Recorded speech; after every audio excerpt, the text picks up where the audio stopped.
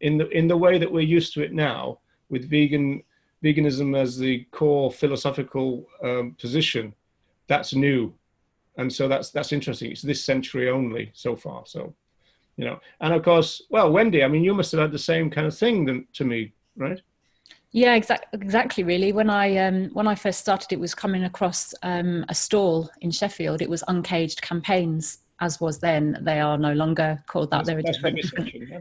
And it was anti-vivisection, but they had a lot of different leaflets and flyers on the stall, and that was my first experience, and that was my introduction, but that was also my first experience of activism is holding stalls, having petitions on the table, having lots of leaflets, having posters, even collecting donations as well. And it was very much single issue. It was very much anti-vivisection, or then it would be anti-fur campaigns, things like that. It wasn't a thing about being vegan. And actually going back to the vegetarianism that you said about getting stuck in vegetarian, I'd become vegetarian as a child, but then didn't know really about veganism until I got into activism, and it was through activism. So I was doing activism as a vegetarian, which is often quite unheard of in some of the groups today. But I was doing activism as a vegetarian and gradually learned about the other uses of other animals through activism, and then became vegan eventually. But you do kind of look back and think, oh, why didn't I know about this sooner? Why didn't I do that sooner? So you were very fortunate not to have gone through that. But of course, we're all where we are, so we can't change that. We've all got different paths. Tell you one question that arises from that. I really want to ask you. As we're the two old timers on the panels, I suppose we shouldn't really watch it, Yates. Speak for yourself. This might be our last show. I'm trying to bring me into that age. I'm the boring old part of the panel. Okay, but do you think, Wendy, that you see? I mean, like we started in '82, so that included like the miners' strike in Britain, and so the miners' thing was going on at the time, and there was miners all around us kind of collecting and stuff, and we would give to them, and they would take samples and that from us. And in fact, in Manchester there was even a football match, a fundraiser organized between the miners and the vegans, right? And the press called it the Beefies versus the Beanies, and the Beanies won 2-1, which was good even back in those days, So in terms of vegan athletes and stuff, again, we tend to think that's new too. But the question is, sorry about the rambling question, but the question is, do you think that people really, generally speaking, were a bit more political back then than they are now? Yeah, I get that feeling just because it was quite a political time in the 80s. I mean, I didn't start quite as early as you, but definitely late 80s and 90s, it felt like it was a more particular political landscape, I think, for people. And I think, and I know Ronnie mentioned this on a previous show, in that I think back then it was almost easier to be an activist than it was to be a vegan. Vegan wasn't really such a common thing as it is now. And I think people got into activism because they felt, a sense of injustice about a cause, and then were probably led into veganism that way through being political, in fact. Whereas now I think people can become vegan because it's out there as almost a lifestyle choice, but are not necessarily that political or politically minded. So I think that's sometimes where we have that little bit of an issue, in that there are a lot of vegans who are maybe not active in terms of advocating for animal rights, even though they're vegan and they're living as vegan. So I do feel there has been a shift in mindset. The whole landscape feels quite different now, a different energy about it, I feel. Yeah, I'd say that. So the not so political Brad and Tom, what's your experiences? Well, present company with that introduction. Actually, for me personally, I mean, I started living vegan in September 2017, and like probably I think all of us, I'm somewhat baffled as to how I didn't discover what it was to live vegan, the definition and the kind of scope of what veganism was before then. I do sort of look back and think, I wish someone had challenged me. I wish I knew more about this. But I actually, I stepped into political activism first in the months sort of preceding before I became vegan. But that was more around, I guess I felt quite passionate about Brexit, and so I did get involved in some political campaigning, and I'd experienced some other changes in my life, leaving my career in HR behind, and I started to question things that I believed, and maybe I was more impressionable as a younger person to conforming to societal pressure, conforming to family influence, and when that kind of veil was lifted, I started getting really curious about politics, about other things I could do with my time, volunteering, and I kind of stumbled upon veganism almost just from my own curiosity. There was a few different puzzles in the jigsaw, which I know Tom Reagan likes to refer to, and that was visiting a vegan restaurant, meeting a vegan runner, meeting a vegan priest, having a chat with a friend who was vegan, and then watching Earthlings, all these kind of things which kind of came together and everything kind of crystallized for me. And then, yes, I became plant-based initially because I wanted to do it for health, but with it for a few days, and then I discovered the ethics of veganism largely through watching Earthlings. But it was mainly, I guess, finding the groups online, different groups on Facebook, and then going down YouTube rabbit holes of watching other vegans. And I kind of jumped into activism quite quickly. And when I look back, I realized there was a sort of hunger, and my curiosity was sparked, and there was perhaps a naivety in how I approached my activism, because I didn't know everything, but I felt compelled to get out on the street, talk to people, go to vigils, go to protests. I wanted to get out there and advocate, but I didn't really know much, if I'm being honest. So I've kind of, in the last sort of few years, I'm grateful that I found the space that we have here to sort of explore some of the more intricate facets of animal rights. Having read more about Tom Reagan, and discovered sort of the broad, sort of rich history of veganism and animal rights, and that's, I felt, helped me become, I guess, a bit more informed.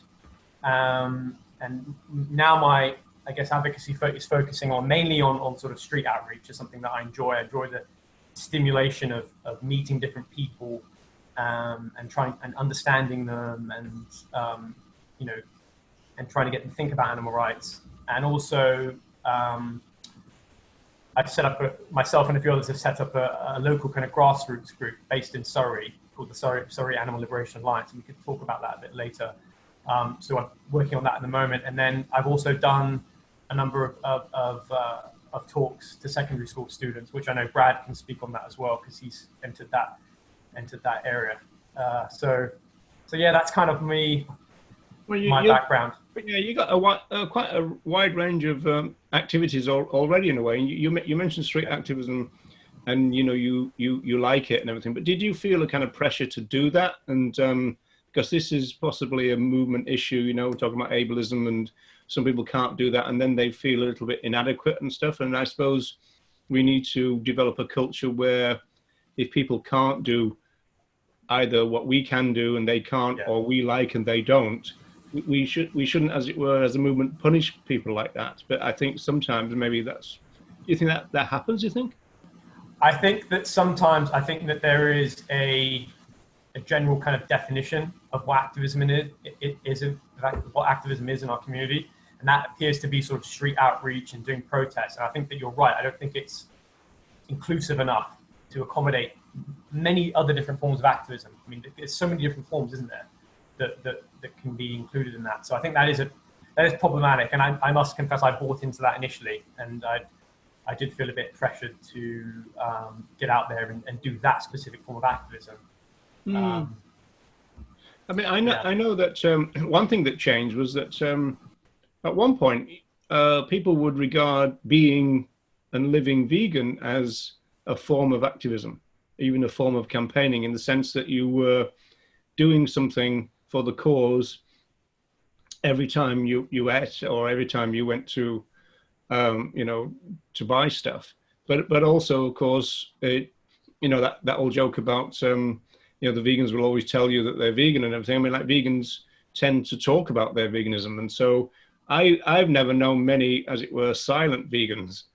And so even then, by just explaining it to people around you, you're kind of campaigning, aren't you? Even, even if you're not on the street and you don't feel like you're able to do that, So, Well, I think the one-to-one interactions are often, if you're, I had a haircut a few weeks ago and I was talking to the barber about veganism, and that setting is really no different than talking to someone in the supermarket, talking to someone on the street, all these, the conversations are quite similar.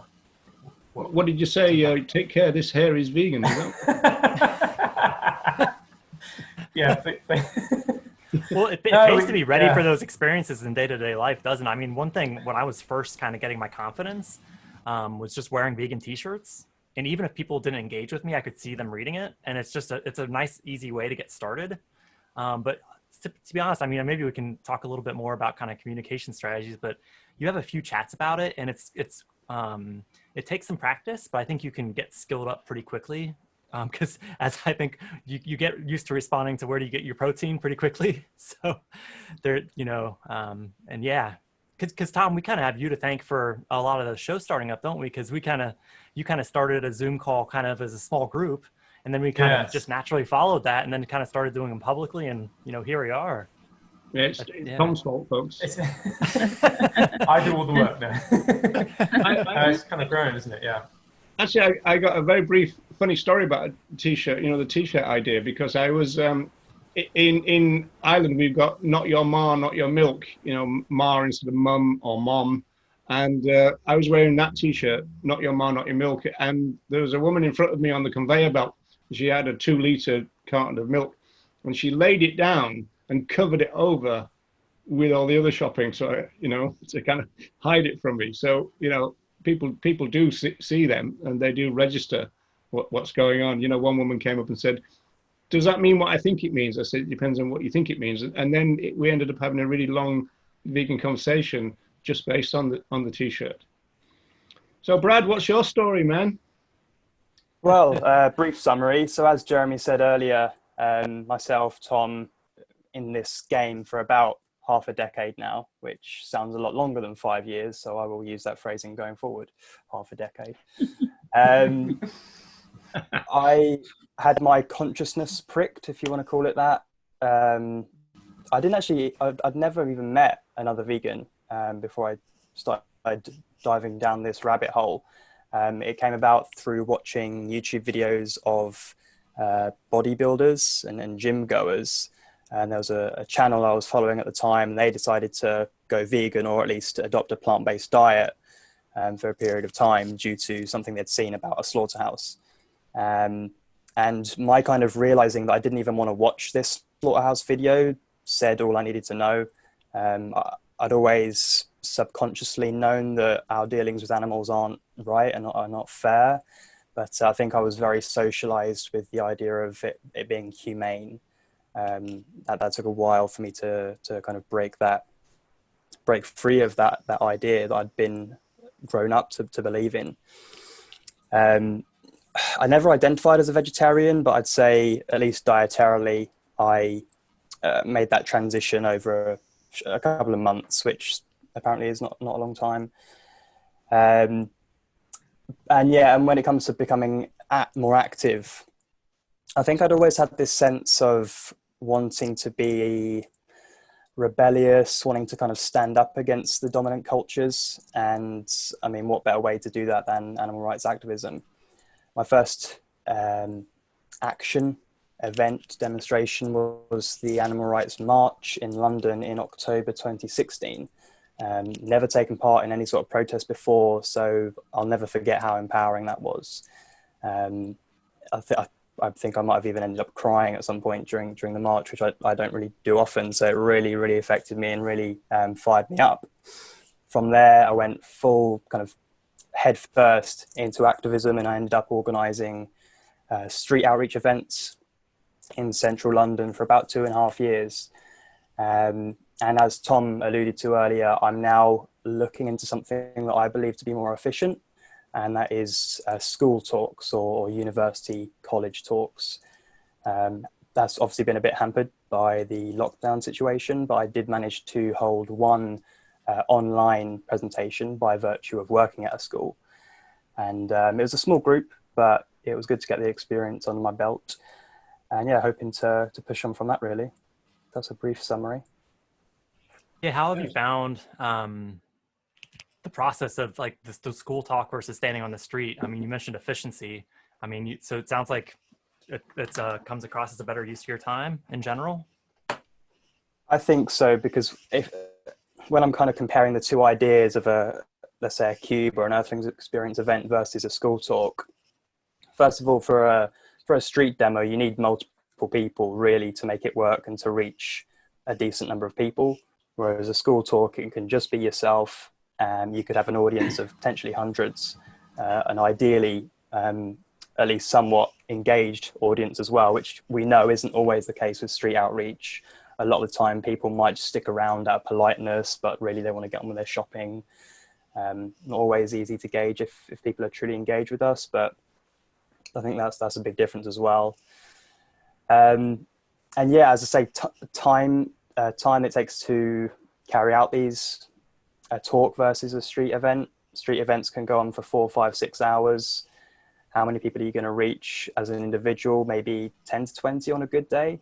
Again, a school presentation can last under an hour and you've reached hundreds.